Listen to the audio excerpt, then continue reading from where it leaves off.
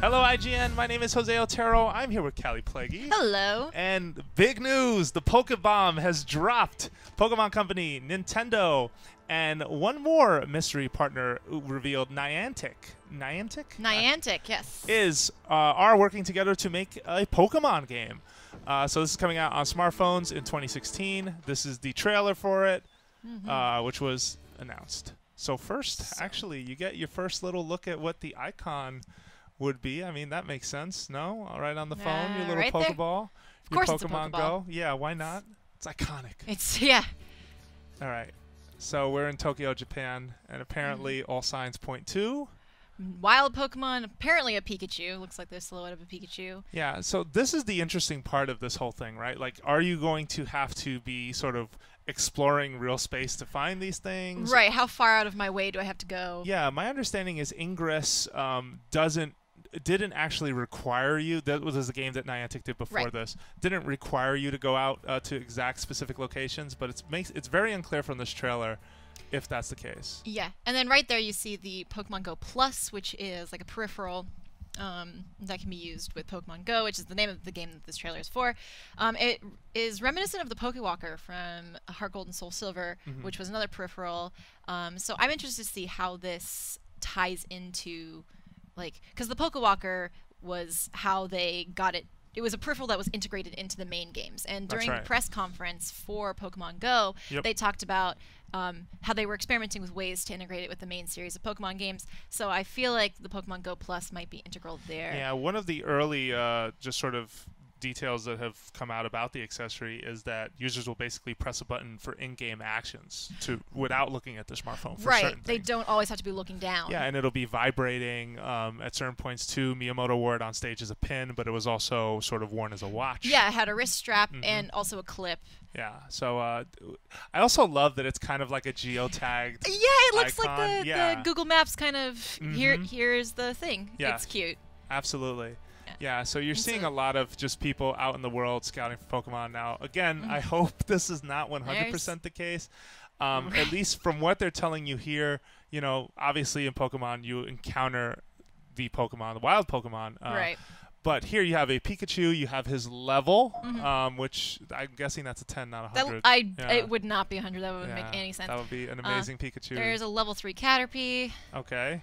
I think the next... Okay, so this is interesting because Charizard is not catchable in the wild in the main Pokemon games. So what that says to me is maybe the integration is you can get Pokemon that are harder to get in your main game without trading. That was just one of the things I thought of. But no, absolutely, yeah. And I kind of like that idea of just having the opportunity to catch some of these in the wild versus like you could only get them through evolution. Like starting over with a Pokemon game like this, I feel like you can kind of change the rules a little bit. Exactly. And I also have to point out, and I didn't say this earlier, but this is probably the first Pokemon project I've seen in a while that still has the battle and trade aspect very much intact. I feel like the mainline games are the only ones that seem to cover that territory, and no one else. Right. So the most recent addition to Pokemon on mobile was Pokemon Shuffle. That's like so. This isn't the first Pokemon. But you can't trade those Pokemon. But you can't trade. So this one keeps trading. It keeps a lot of the main elements of Pokemon intact. So you see items. Yeah. So you got items. You got your Super Potion. You got your Honey.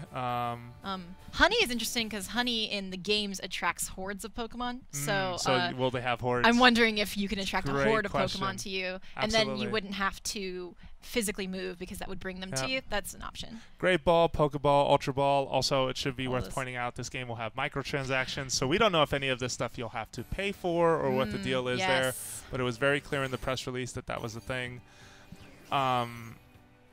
You will not be throwing Pokeballs in real life. that could be dangerous. Yeah. But of course, you will probably have the animation of the Pokeball sort of stirring 3 times, and if it ends, then you caught it. Right. I'm wondering what the catch rate is going to be. If it's going to be different from the games, because if the microtransactions do involve buying Pokeballs and then they fail, that's essentially kind of like, oh, that's 99 cents I wasted, or how much it would be. So I'm wondering how that's going to be balanced. Yep. So here we have 2 phones connected. They are trading. They are trading. Yep. trying to see if you can actually tell if they're not both Android phones, but they both look like Android phones. I mean, this is on Android and iOS. Yes. So I'm just wondering, will this also work across platform? I want to pause it here really quickly Yeah, because sure. this is one of the only parts in the video where you see a child, because most children don't have smartphones. I would think. Sure. But they mentioned in the press conference that children and parents would be able to, like, a kid could have the Pokemon Go Plus, like hooked onto them or as a watch, and connect to a parent's smartphone, and that way the kid would be able to be involved. Well, and in Japan, this is pretty common, right? Like there was a scavenger hunt with the local train line there. I'm forgetting the name off the top of my head, but basically there was a scavenger hunt type thing where if you went to certain stations and you got certain check marks or proof that you went to those stations, like you got this sort of book stamped, you would get a prize at the end of the scavenger hunt for going to all the locations physically. So this is kind of a thing that in Japan they've experimented with before, right? The JR line was the train, and they just they kind of try to bring people together through the game. Right. It's interesting because in Japan it's much. You think about Japan versus like if the application in the U.S. is. It can be harder to get to multiple places at once if you don't have an effective public transit line. So I am interested to see how that. Yeah, how will this adapt if you live in a smaller location? Yeah, how does a small town work with this? How far physically do you have to go? Oh man, if you got to go to a small town to catch a Mew, good luck. Good luck, I say. Go trade. Yep. Yeah. All right. So another great thing to point out is that up until this point, all Gen 1. All Gen 1. The whole trailer? The whole trailer is entirely Gen 1 Pokemon. And I think that makes sense because it is a mobile phone app. Like I said, a lot of kids don't have smartphones, so they might be trying to appeal to players who started, very young with Gen 1. Every Pokemon in this trailer is from the first generation. So there's a Gyarados. Yeah, and I do want to point out the icon next to that Snorlax, which would indicate someone owns that. Yeah. Or currently owns that. Now, I know in Ingress there is sort of a way that folks tag a location. And again, we're only bringing that up because it's Niantic's last game. It may not tie mechanically to anything that's in this one. But just the idea that you sort of own that Pokemon and now it's under attack and you're in a battle. Which he got a notification for that on his phone, on his iPhone 6 Plus, apparently. So it's on. I just want to get one more look at those icons really quick. Right. And you will not be shouting from boats. I hope not. Okay, so they just have stock usernames.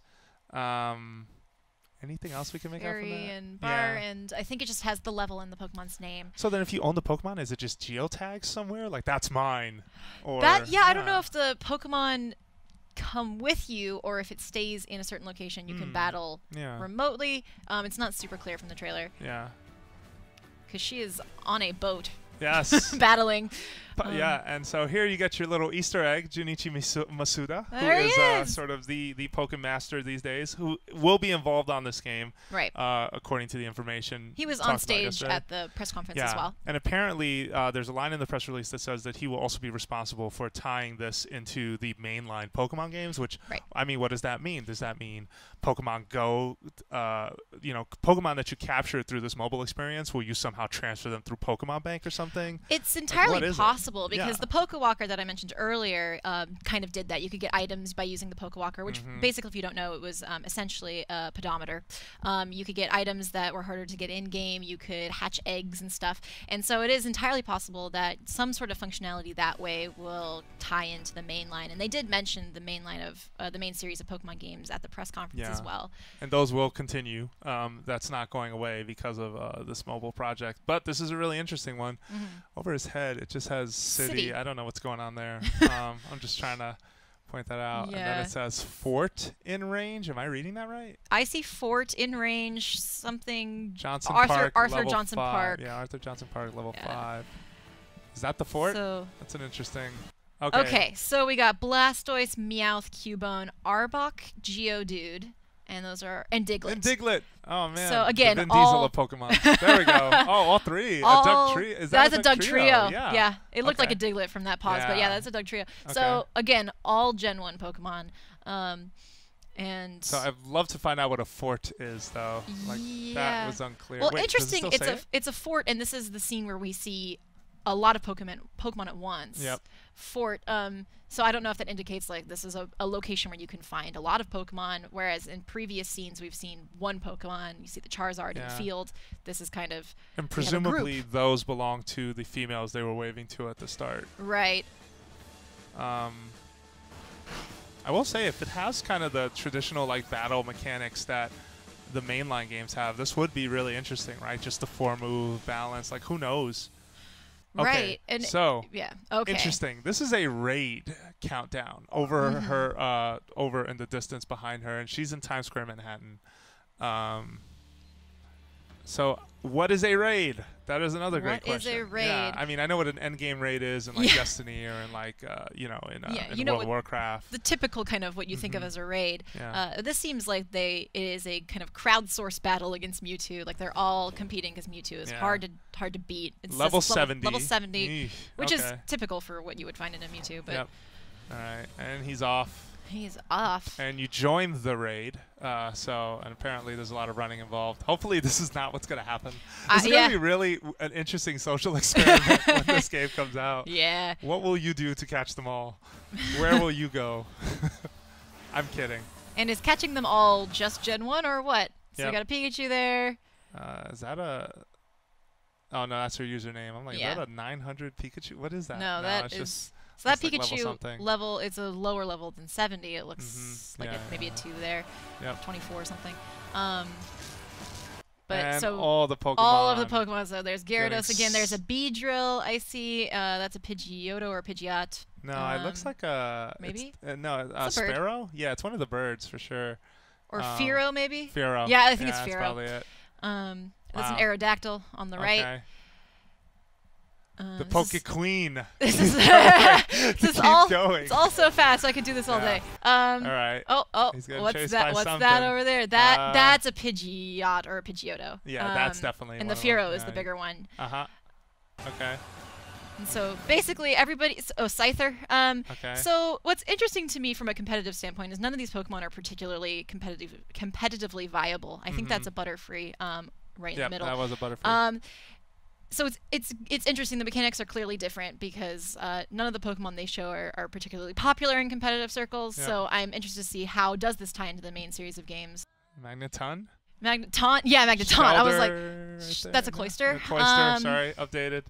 Updated. I'm so glad that Kallie is here. Dragonair. Yeah, I saw him. There he is. Draganair's right there. Okay. There's a Charizard for half a second. Yeah. All right. For a little while. We're trying to spot them all. Sorry. Gotta catch them all.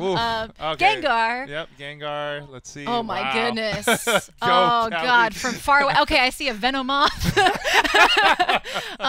Okay, Dragonair getting hit with a tail. So the raid being that you're all working together again to basically fight a very high-level Pokemon for the amount of time that's given. So that's interesting. Right. It seems pretty hectic. All right, we're gonna stop this. There's it's too far away and too fast. A lot of screaming. Very intense. Who knows? All right, 13 and minutes. I mean, but do they get to keep the Mewtwo? Like, well, here's the thing. So you see, forward a little bit. Yep. They're all waiting. Tears.